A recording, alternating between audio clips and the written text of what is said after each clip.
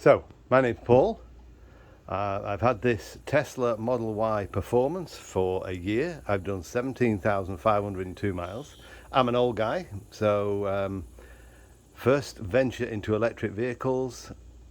I've been driving gas-powered vehicles for the last 50 years.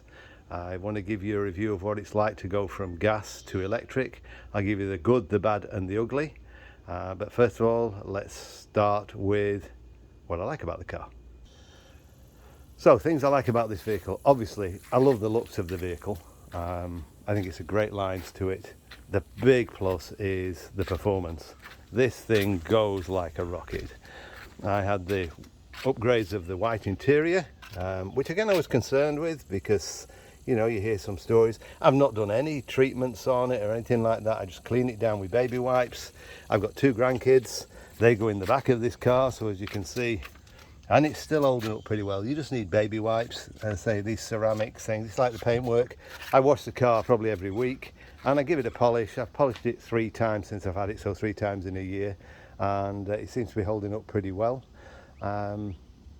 Love the fact that I just come in at night. I don't have to sit in gas stations anymore, and I'm not an eco warrior. Okay, I'm not. I bought one of these because I loved the way it performed. It performs like a supercar at a fraction of the price, and I'm getting 300 miles out of $12 worth of electricity, so you can't complain at that.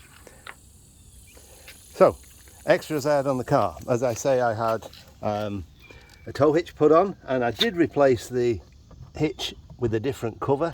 The one that's on there, it seems a bit flimsy. When you pull it off, you think it's going to break. So again, got that online. I put the carbon fibre badge on the back. I put a tray in there for when I got any passengers in the back. They can put the cell phones, etc. They're pretty good. I mean, don't use it much because I'm not that sociable. I don't take that many people in the back of it. And again, a white interior. I love the technology on this thing. I get updates on a monthly basis, and that's great. You know, you just can't fault that sort of technology. And I say, I'm not a techie guy. I'm an old guy. So, but yeah, I had the eyebrows put on the front. I put them on. And I put obviously the badge on the front. I put a set of mud flaps on it. These are they're the ones that you don't need to drill. You just take out like clips on the inside and push these in. They seem to work pretty good. Apart from that, I think that's all the extras I've had on there. Is there anything I'd do differently? Maybe. These badges on the front, they're the ones that stick over your existing badge. And they're fading, so when I replace them, I'll probably take the badge off and put a carbon fibre version on it. I think that's about it. I don't think there's anything else I've done to it or I would do to it. Oh, correction, I put the trays in the front, so I've got storage trays. Again, most people seem to think these are a good idea, and they are, because that's really plenty of storage in there, but it does slide around a little bit. So what's it like to own one of these? Okay, so let me explain a couple of things. Right, so charging, that was always my big worry. I put a charger, Tesla wall charger in here, and literally 99.9% of the time that's what I use. I've been up to Atlanta a couple of times and back. It's about 550 miles each way, so I've got some charging to do. But again, I think the difference between an electric vehicle and a Tesla is very different. There's a Tesla is just everything's there, but it's the infrastructure. It's the fact that it will take you to the best charger and the nearest charger. But they are expensive. It costs me about 16 cents a kilowatt on my home charger. I think I pay about 35 if I use one of the superchargers, but they're quicker. That thing will put about 40 miles of range per hour in. So when I come in at night, it's like my cell phone. I'll go in the house, plug my cell phone in, pull on the driveway, and again, this car lives outside. It doesn't fit in the garage. I've got too much junk in my garage, so it's in the sun and the weather all the time. So again, it's paintwork and that's holding up well. But yeah, I mean, I just come in, plug the phone in, plug the car in, and I average probably, I don't take it above 90% unless we're going on a highway run. Then I will charge it to 100%. I charge it to 90, and most of the time, by the time I get home, I'm in the 40 to 50% charge left in it. So I plug it in, and it'll take about 3 hours, something like that, to charge it back up fully, but I just do it overnight. So one of my biggest fears about the car was range anxiety. As you can see at the moment it's at 87%. If I tap on that, that's 241 miles of range. I keep it on the percent because I find it's less stressful than the mileage. You've also got the energy app here, which is really good. That tells you just what you're doing. I use it all the time. But typically when I first got the car brand new, I was getting about 305 miles off a full charge. Again, I do tend to drive it a little bit, as my friends say, like it's stolen. But so I'm not for saving energy like that. But I'm getting now, realistically, on 100% charge, I'm getting about 285 miles. So I've lost, you know, probably 20 miles or so range. That seemed to drop very quickly in the first couple of months, and knock on wood, it doesn't seem to have varied much over the last 12,000 miles. Probably the first 4,000 or 5,000 miles was when I lost most of the range.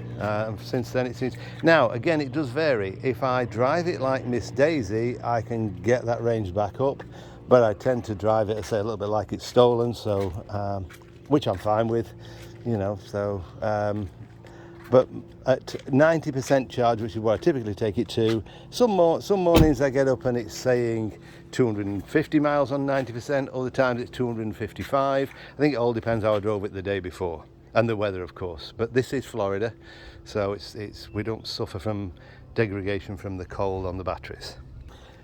Now, regarding the performance, okay, it does go like a rocket. As I say, it catches so many cars out at the lights. It's the ultimate street racer, I suppose, which shouldn't be saying that at my age, but things that you have to pay for if you're going to have that performance. Tyres. Okay, so this has got the Pirellis on the back. You can't rotate these tyres because it's a different width of tyre on the front and back. Both 21 inch, but one's a 275 and the other one's a 255. So the back ones, 17,500. I did the tread wear on it yesterday for this video, and bearing in mind the tread marker, if we go down to the actual tread marker, not to a ball tyre, I think there's about another 3,500 miles left. So I'm going to get 21,000 miles out of a set of tyres.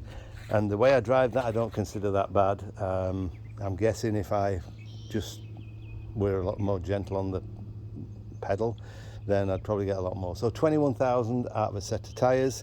The downside is these are expensive. If you buy the proper electric tyres, which I believe everybody should, then these are expensive tyres. About 2.5 grand for a set of 4. So they, you know, it's your decision. Do you have fun and drive it like it should be driven, a performance vehicle, or you drive it like Miss Daisy and save yourself a few dollars? That's, again, up to you. Oh, another thing I put on the vehicle, sorry, I forgot. I put them on. They're literally Cheap and Cheerful off Amazon. I just don't like this. They have this plain metal thing, and I think it looks pretty crappy for a nice car. But anyway, sorry, I just thought about that one. So likes, performance, style, the technology is awesome. I get an update every month for various bits and pieces. The grandkids love the fact that the car will fart for them. So, I mean, like, really? But that's, you know, it's just a fun vehicle. So handling, superb. It's a heavy vehicle. If we got a lot of rain, which we get the tropical rains here in Florida, the thing sits on the road like it's on rails. It's a fantastic vehicle for that. And obviously 4-wheel drive, all those good things. Technology, safety, that's what I like about it. It's got all the safety features. It's a very, obviously, cost of running, $12 to do 300 miles, $12 of electric to do 300 miles. If I charge it at home, supercharger, you can double that. And 99.9% of the time it's at home, so that's not an issue. Looks, everything like that. I love the white interior. So that's the likes. Now the dislikes. Okay, so one of the things I dislike about the vehicle is the paintwork. It's okay, right? So, but you've got to bear in mind, I polish this car regular, I wash it. You might not be able to see this, but you can see how, again, I don't know if you can, but this, you know, it seems pretty soft. I'm thinking of putting those little PPF, is it PPF or whatever it is? Yeah, paint protection film, just the little ones on there. I got that. This front end does get a lot of chips on it. So, you know, that's a dislike. The biggest dislike, and I know it's something and nothing, and it's a very minor gripe, but these car mats, the ones that Mr. Musk puts in there, are terrible. They really are. They ride up, the fluff comes off them, they're horrible. So those are really the dislikes. I can't say there's anything mechanically I dislike about it. It would be nice if it had, it's got the reversing cameras obviously and the reversing sensors and things like that. It doesn't have cross traffic for when you're backing out of a parking spot. That would be a big upgrade, I think. You know, apart from that, there's not much else I think that you could upgrade on this vehicle. So, first 12 months of ownership, what would I say? Interesting. Would I have another? Absolutely. Would I have another electric vehicle? Not if it wasn't a Tesla. Unfortunately, I'm a convert. I never thought I'd say that at my age, but I love the electric vehicle. No, I'll rephrase that. I love my Tesla electric vehicle, okay? Not any old electric vehicle. I think there's a huge difference between this and other vehicles. So yeah, absolutely love it. Recommend anybody to it, but get yourself a home charger. Get over the range anxiety. To say I have a percentage on there rather than a mileage on my range chart on the center screen. Things, I mean, it would be nice maybe if they had a heads-up display. That's something I'd like on there, if, you know. But again, if you're that keen on something like that, then, you know, you can get it fitted, I believe. There's aftermarket stuff. But apart from that, I don't think there's any dislikes on it. As I say, definitely buy another one. So long as I can afford one, of course. This was a bit of a splurge at the time, and I waited 3 or 4 months for it to arrive. So, but very pleased that glad I got it. Wouldn't hesitate. If you haven't driven one, you need to drive one. I went on, there's a website called Turo, Turo, I believe it is, and I rented. It's where people can put their own vehicles on there, and you can rent them. I rented a Model 3 for a long weekend, took it out and about, drove it, and just fell in love with it. So if you're not sure, then rent one. Spend a few $100s and rent one for a weekend. But if you're anything like me, again, I hear people complain about the service side of it, but knock on wood, I've never had to take it in, so I wouldn't know that. That's another huge plus, of course. Doing nearly 20,000 miles a year as I do, I don't have oil changes. You know, the brakes, I believe, last forever because the regen on the motor slows you down. You have to put your foot on the brakes. So yeah, love the vehicle. Let me know if you've got any thoughts on it, or any ways I could improve the video. I am a bit of a novice on YouTube. The only other YouTube video I've done, or videos I've done, are some shorts. I've got a 1972 Triumph TR6 which I'm restoring at the moment, but that's a long way off being restored. So I couldn't have any widely different vehicles, you know, an electric vehicle and an old 6-pot rust bucket that's from 50 years ago. So but 2 different drives, both fun. The Tesla is definitely, obviously, a different animal. I wouldn't like to drive the TR6 every day for work, but the Tesla I love. So that's it. That's my honest opinion. If you like it, give us a like, see what you think. Oh, one other thing. If you chip the windscreen, my daughter's got a Tesla as well. She bought one after me, and we both had to have new windshields in there. Now, both of us had to wait over a week for a windshield. So I don't know, as of June 2023, that's the sort of wait time. I'm guessing now that there's more of these on the road that we'll probably get a better stock of them, but you can only take it certain places because they have to calibrate it, you know. So, and when you first buy the vehicle, that's something you need to be aware of. You get in the vehicle brand new from when you pick it up, which is bizarre because there's, you know, they just show you a vehicle and give you a plastic card and away you go.